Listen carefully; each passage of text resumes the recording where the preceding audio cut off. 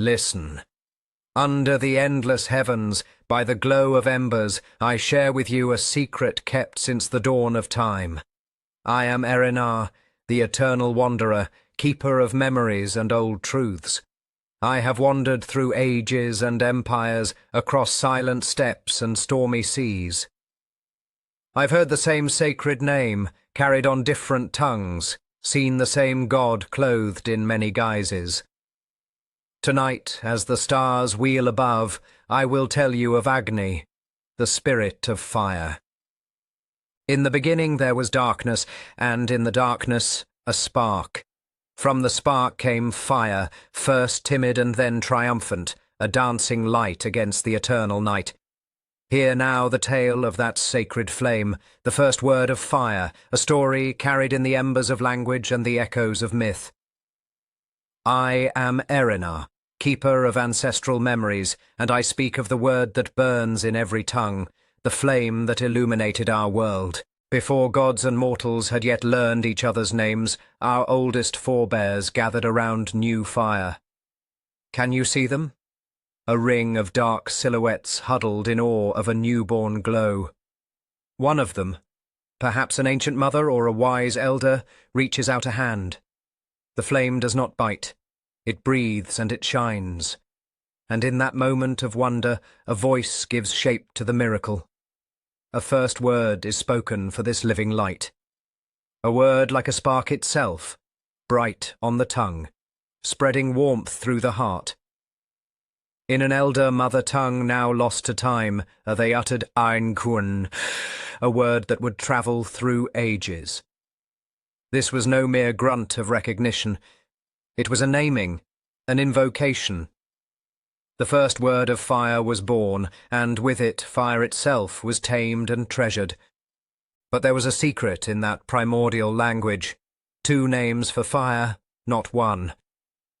The ancient peoples sensed fire's dual nature, its gentle warmth and its fierce hunger, and so they divided the concept in speech.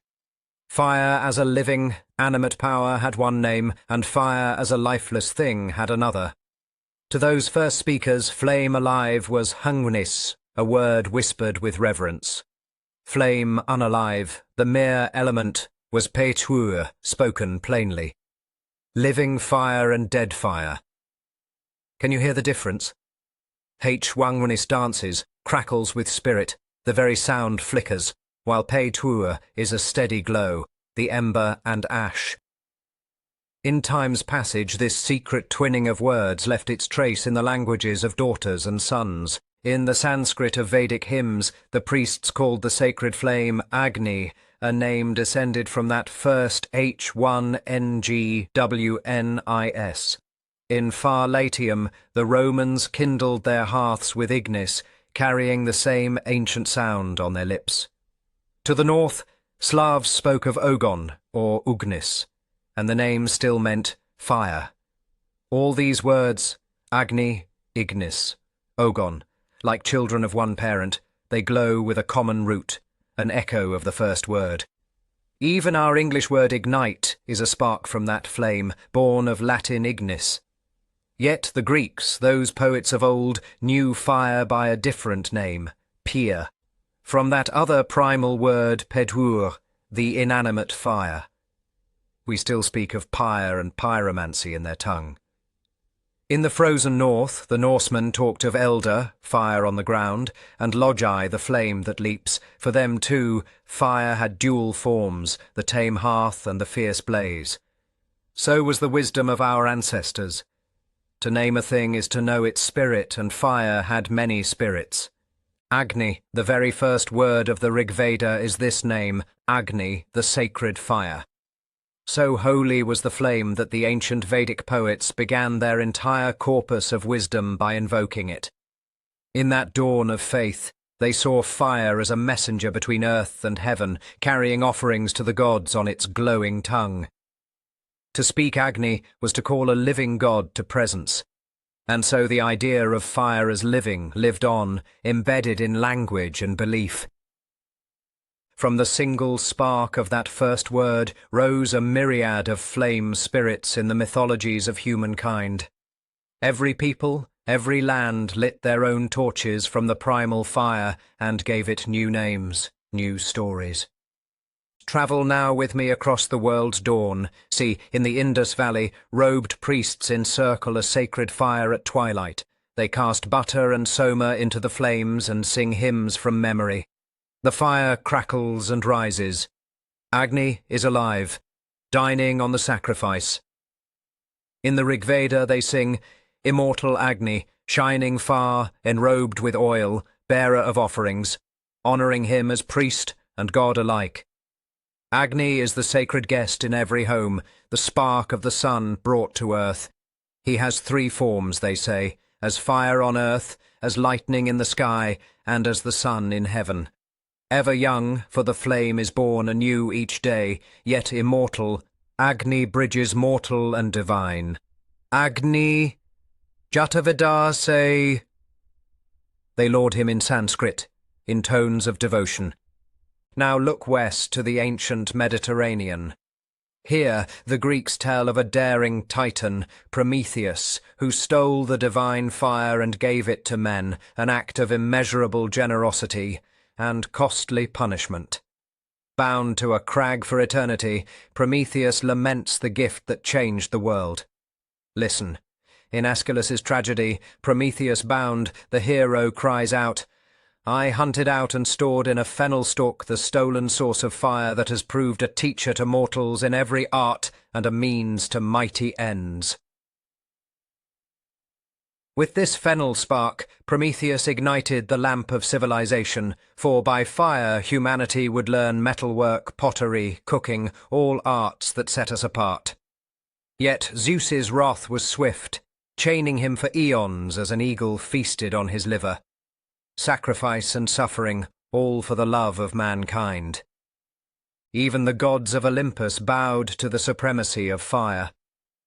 Hephaestus, the Greek smith god, limped in his forge, but crafted wonders with flame and anvil, shields and thunderbolts, jewellery and chariots, each forged in holy fire.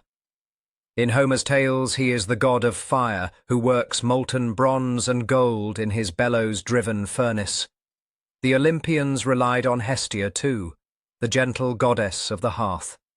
Every home had her warmth, every city its central flame.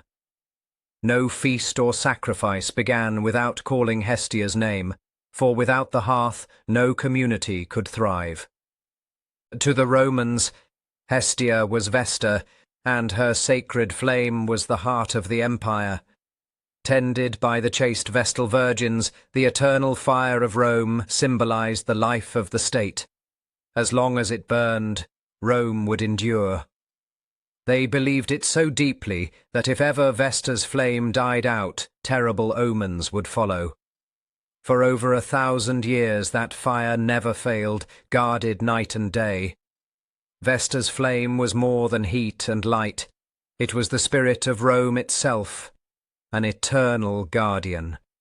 In the hushed halls of her temple, you might hear the whispers of ancient prayers and feel a warmth not just of the air but of the soul. Cross the sea now, to the Celtic lands of mist and green. There a goddess of fire presides, Brigid, the exalted one.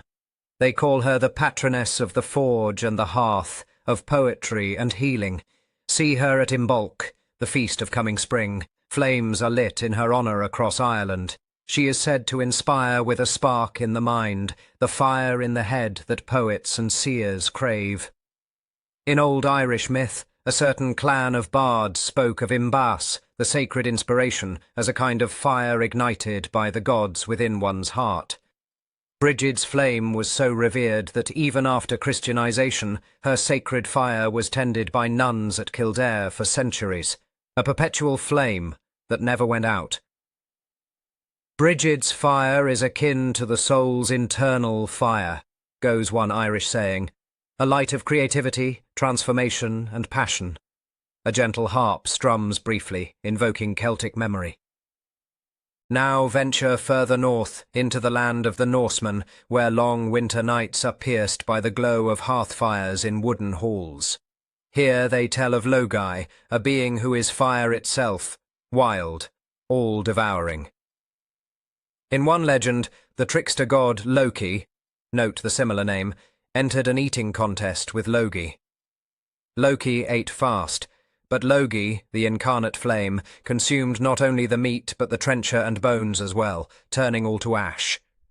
None can outmatch fire in the feast of destruction. There is also Surtur, the swarthy giant who waits at the world's end. In the Norse prophecy of Völuspá, when Ragnarok comes, Surt from the south comes with flickering flame, shines from his sword the Val god's sun. The stony hills are dashed together, the giantesses totter. Men tread the path of hell, and heaven is cloven. In this vivid vision, the fire giant immolates the world. Even the gods are consumed in his blaze. Fire in the north was both a comfort and a cataclysm, the warm hearth of life and the all-consuming flame of doom. And to the east, among Slavic folk, we find Svarog, the celestial smith. They said he forged the sun itself like a glowing iron disk and placed it in the sky. Svarog's name lives on in words for smith and forge. Under his hammer, sparks became stars. In the tales of Russia and Ukraine, hearth fires were called Zoria's eyes or Ogniena Maria's domain. Often fire was personified as a maternal presence, a fire mother who must be respected and never insulted. In every Indo-European tongue and tradition, fire took on a face, a personality, sometimes a helper, a god of the hearth, a bringer of knowledge, sometimes a destroyer, a ravaging flame, a punisher, yet always a being to be honoured. Hindu worshippers still ignite sacrificial flames and cry Svaha as they offer grains and ghee to Agni. Zoroastrian priests in Persia keep eternal fires burning in their temples. To them, fire is holy, Atar, the visible son of Ahura Mazda. They pray, I announce and carry out this yasna, sacrifice for you, O fire, son of Ahura Mazda, together with all the fires, and for the good waters, treating the flame itself as worthy of devotion alongside earth and water. In Greek and Roman homes, a little flame was kept for Hestia Vesta, given the first and last sip of wine at every meal. The world's myths agree on one truth. Fire is alive in a way that other elements are not. It eats, it breathes, it moves. It can die if unfed, or roar if nourished. Small wonder the first word of fire was given as if naming a fellow creature, and in story after story, that creature stands beside humankind as ally or teacher, or stands opposed as avenger and destroyer. Long before our ancestors spun tales of gods, they learned to coax flame from wood and stone. The story of fire is not only told in hymns and myths, but written in charcoal and ash in ancient caves and long-buried hearths. Let us step even further back into the deep night of prehistory to glimpse the first fires tended by human hands. Even the earth remembers the hearth. In a limestone cave now called Kesem, near modern Tel Aviv, archaeologists uncovered a wide, shallow pit of grey ash, the remnants of many fires layered over each other. This is the oldest known hearth, a communal fire used some 300,000 years ago by an unknown human kin. Imagine the scene. Sparks swirling upward to black ceilings, stone tools scattered around, the smell of roasted meat in the air. That cave was a home across generations, countless campfires built in the same spot, their ashes pressed into the soil in striated memories. Charred bones of deer tell us these people cooked their food. Burnt flint blades hint that they lit the darkness and kept wild beasts at bay. One archaeologist called it the first ever fireplace, a turning point in human evolution. For hundreds of millennia, that controlled flame was our ancestors' warmth, stove, and storyteller. They must have sat in that flickering glow, sharing whatever served as language then, perhaps the first stories ever told, inspired by the dancing shapes in the fire. from caves to open skies. As humanity spread into every land, they carried fire with them like a cherished seed. They learned to kindle new flames wherever they went. We harnessed fire to shape landscapes. Early farmers practiced slash-and-burn agriculture, felling and burning forests to open fertile fields.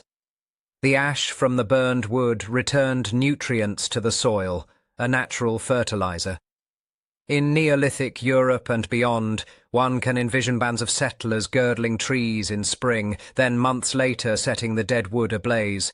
The forest, once impenetrable, yields to blackened clearings ready for crops.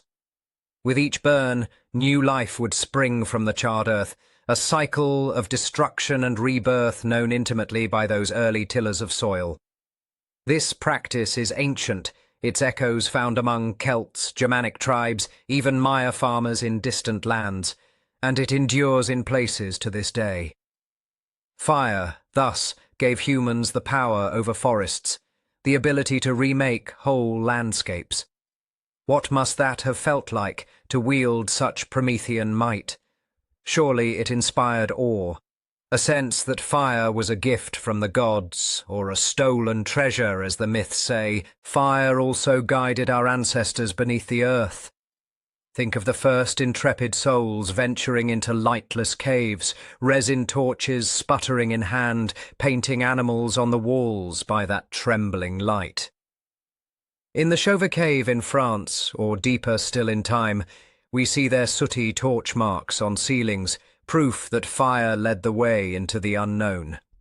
So too did fire protect early camps at night, a ring of bonfires to scare off prowling lions and wolves, a strategy we imagine was used by Homo erectus and sapiens alike. Then came a moment when fire revealed its most wondrous alchemy. At some unknown hearth, tens of thousands of years ago, someone noticed that certain stones, malachite, azurite, glittering ore, would sweat copper when left in a hot fire. The first metal smiths were born. By the Bronze Age, a good name, for it was truly an age of fire and metal, furnaces and forges had sprung up from Europe to Asia. In the Levant, archaeologists have found 6,500-year-old copper smelting ovens in the desert with slag and charcoal remains. Picture those ancient smiths, faces smeared with soot, fanning their furnaces. By day they dug green malachite ore from the earth. By night they fed it to their fiery kilns and magic, liquid metal pooled like dawn silver at the bottom of a crucible. One modern archaeologist said of this discovery, the end result was like magic. You take a rock and turn it into this shiny, wonderful material. Indeed, to people who had known only stone and wood, the appearance of metal must have seemed nothing short of miraculous. No wonder later myths credit gods like Hephaestus or Svarog with teaching this art.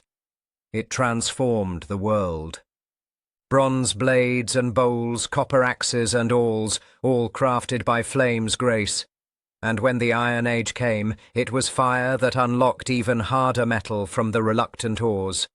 The forge became almost a sacred space.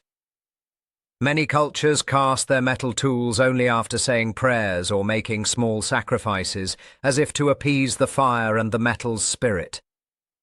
A Hittite text from the Bronze Age speaks a charm to the furnace, and the Vedas, too, contain hymns for the ayas. Metal. The blacksmith in later folklore was often half-magician, one who knew the secrets of fire to transmute nature's raw stones into objects of strength and beauty. Think also of the daily, humble uses of fire, baking clay into pottery, turning wet mud into vessels that could hold wine and oil.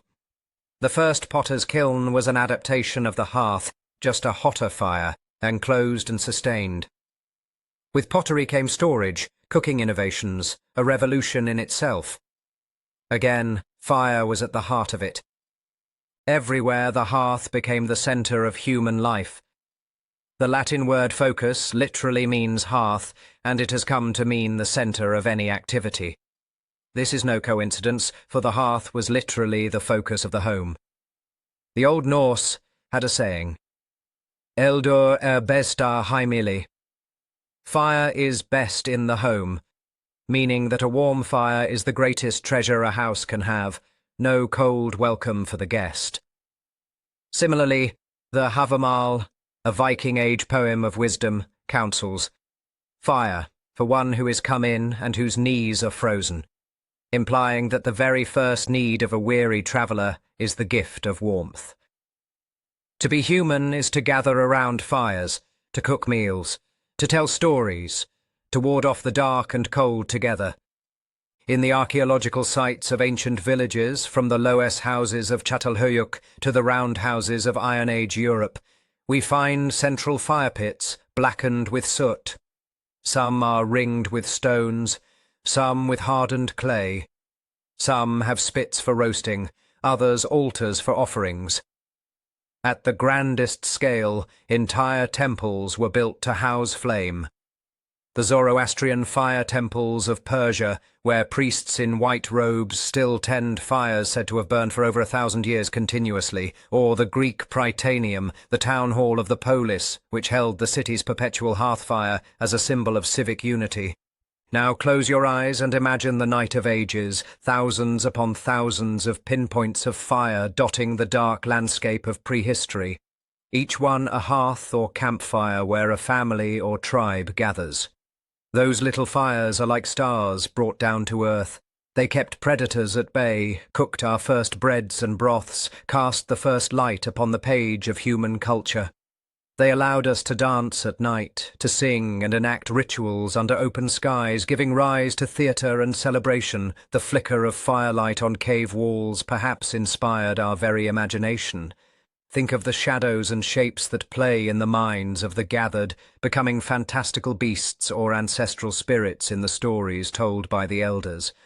Fire extended our day, lengthened our lives through warmth and cooked food, and became the first tool to master other tools, as in shaping better wooden spears, or hardening them in flame, or flaking better flints by heat-treating stone. Thus, archaeology confirms what myth intimates, that fire was the first technology, the first miracle that set us on our extraordinary path. The charred bones, the ancient hearths, the slag of smelters, they all testify to the long love affair between humanity and fire. Fire gave us more than tools and toys. It entered our minds and souls as a rich symbol. From time immemorial, people looked into the flames and saw something divine. The dancing fire became a metaphor, a teacher, an inspiration. Why do poets speak of the fire of passion or flames of inspiration? Because inside us we feel something akin to fire, a heat of emotion, a light of insight. Inspiration itself, that sudden spark in the mind, is so often described as fire. The Celtic bards, as I mentioned, spoke of the fire in the head. Even in the Christian Bible, on the day of Pentecost, the Holy Spirit is said to descend on the apostles as tongues of fire above their heads, a powerful image of enlightenment and divine infusion. The Greeks had their muse of poetry ignite the soul. The Vedic seers might say, Agni at the heart kindles the tapas, inner heat, that yields vision. We still use words like inflamed for ardent desire, burning for keen interest, kindling for awakening an idea. The metaphor of fire is woven into the fabric of thought across all Indo-European cultures and beyond. Fire also purifies. Ancient rites often passed people or objects through flame to cleanse them of evil or impurity. In India, widows proved their fidelity by walking through fire in the Agnipariksha, fire ordeal, of Sita in the Ramayana. The fire as witness would not burn the pure. In medieval Europe, trial by fire was literally used, albeit cruelly, under the belief that fire would only harm the guilty. Alchemists and metalworkers likewise knew that to purify metal, one must apply fire and fuse away the dross. Thus, fire became a symbol of purification in the spiritual sense, too. Zoroastrianism elevated this to core theology. Fire, etar, stands for Asher, truth and order. consuming all untruth and corruption. In their temples, the faithful gaze into the sacred flames and see the embodiment of truth, ever pure, fed with incense and sandalwood. The very word purify comes from Latin purus, clean, and the Greek root pyar, fire, because fire makes pure by burning away what is foul. Fire transforms whatever it touches, it changes wood to ash, water to vapour, sand to glass, clay to pottery, ore to metal. Is it any wonder that transformation, physical and spiritual, is so often represented by fire? The phoenix, a mythic bird of many cultures, from Egypt to Greece to later Europe, famously burns itself on a pyre and rises anew from the ashes, reborn. This image of rebirth through fire is echoed in human rituals. Think of the bonfires of New Year's or Midsummer, where people symbolically burn the old to invite the new. In some Slavic traditions, effigies of Marzana, winter, are burned at spring's arrival to banish the cold and welcome life's return. Fire clears, and then fertilizes, as in the slash and burn we spoke of, new green shoots from black earth. Thus fire is the agent of change, feared but necessary, much like the trials we all undergo in life to emerge stronger. Even the breath of life has been compared to fire. Indo-European languages often link the idea of the soul or life force with a tiny flame inside. The Latin animus, soul, and anima, breath, are conceptually connected. Think of a candle flame flickering, so akin to the gentle rise and fall of a sleeper's chest. There is a beautiful old idea that at the moment of death the soul leaves the body as a little flame or spark. The light goes out, we say. In Vedic thought, the soul of the departed was conveyed to heaven on the smoke of the funeral pyre through Agni's agency. Among the Norse, the hero Baldur's body was set on a burning ship. For Hindus even today, cremation by fire is the final rite, releasing the spirit. Fire is the bridge between life and afterlife, matter and spirit. And of course, knowledge itself is a flame. The Buddha likened enlightenment to one candle lighting another without diminishing its own flame. The Greek philosopher Heraclitus claimed fire is the fundamental element, symbolizing the ever-living change in the cosmos. He even said lightning steers all things, equating cosmic order to a flash of flame. The Persian mystic Zarathustra saw Ahura Mazda's wisdom as a vast glow, and Plato in the West would later give us the metaphor of the fire in the cave, representing truth that casts light on the wall of our world. To see the light is to understand. A bright mind is an intelligent one. Our ancestors sitting around fires each night must have made this connection intuitively. Where there is light, one can see. Where there is fire in the mind, one can perceive truth. Finally, consider community and continuity. Fire has always been a social bond. We gather around it to share food, tell stories, and keep each other safe. It is no coincidence that many cultures have eternal flames for communal memory.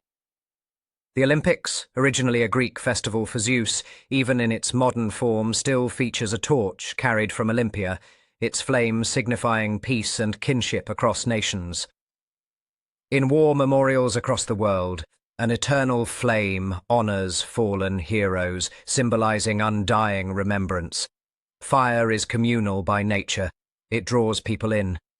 One could say the first human social networks were formed around campfires, and every fire since, whether a tiny oil lamp in a cottage or the great beacon fires lit on hilltops to signal allies, has continued that legacy of bringing people together. So we see that fire became not just a tool or a mythic personage, but a metaphor for the deepest aspects of human existence. It's an image of love, the flame of love in one's heart, an image of fury inflamed with rage, of hope, a beacon in the darkness, of sacrifice and transformation. Is it any wonder that nearly every religion has used fire in its rites, from the candles of Christian altars to the incense burners of Taoist temples, from the sacrificial fires of the Vedas to the menorah lights of Judaism. Fire connects us to the mystery. It is real and present, yet always reaching upward as if to something higher, always consuming yet never satisfied, always changing yet somehow constant in its light. It is living magic. We who live now, in a world of electric light and humming circuits, may rarely pause to remember our ancient covenant with fire. But it lives in us. Oh yes, it lives in us still. Every time we strike a match, kindle a campfire, or simply light a candle against the dark, we are partaking in a ritual as old as humanity. We are speaking that first word again, honouring that first pact. Think of this. The very word for human beings in some languages is related to fire. In Sanskrit, one word for man is manushya, said to derive from Manu, the mythical first man who, in some stories, kindled fire. Truly, we are the fire people. Other creatures fear it or flee it. We befriended it. We are the only beings to carry a flame in our hand and our heart. In the flicker of any flame, if you gaze long enough, you can feel a connection across time. Hundreds of thousands of years ago, by the glow of a campfire in Kesem Cave, a parent taught a child how to shape a stone tool. Tonight, by the glow of your lamp or hearth, a parent might teach a child how to read or simply share a story, perhaps this very story. The technology changed, flint to book to screen, but the light that makes it possible is the same essence. It is the gift of fire, burning through the ages. And that first word of fire, what has become of it? It has branched into countless tongues, yes, but perhaps its deeper legacy is how it allowed us to think and dream in new ways. Naming fire was likely one of the first acts of conscious understanding, recognizing that this flickering thing is separate from the wood and the smoke, that it can be called and thereby controlled. It was an act of creation as much as discovery. By naming the flame, we kindled the human spirit of curiosity and awe. In a sense, we are all Prometheus's children, eternally grateful for the spark that he gave us, though we pray to avoid his fate. With fire, we cooked food to nourish our growing brains. Might we owe our intelligence itself to the steady diet fire made possible? With fire, we warded off the night and perhaps even lengthened our lives by keeping predators at bay and illnesses at a minimum through cooked meals. Fire is in the hearth of our homes and the heart of our cultures. As I end this tale, I invite you to do something old and simple. Light a small flame, a candle, an oil lamp, even a tiny match, and watch it for a moment. See how it lives on a wick or stick, breathing air, fed by fuel. Reflect on how many lives, how many hopes and fears have been illuminated by such a little light. In that flame is memory. In that flame is myth. In that flame is knowledge and transformation. The first word of fire echoes still, in every tongue that names the flame: Agni, Ignis, fire, Pir, Eldur, Atar, and in every story that fire has sparked in human imagination. We are gathered, you and I, around the warmth of understanding, much as our ancestors gathered around the warmth of a real fire. The tale of the first word of fire comes to a close, but its light does not die. Carry it with you, keep it burning, in your thoughts, in your creativity, in your gratitude for those distant ancestors who first mastered the flames. For as long as our inner fire of curiosity and wisdom burns, the legacy of that first spark endures. May the spirit of fire guide and inspire you as it guided our forebears out of the darkness. And may you always remember that within yourself, as within every hearth, there dwells a little divine spark, a first word waiting to ignite a new story. So ends this tale.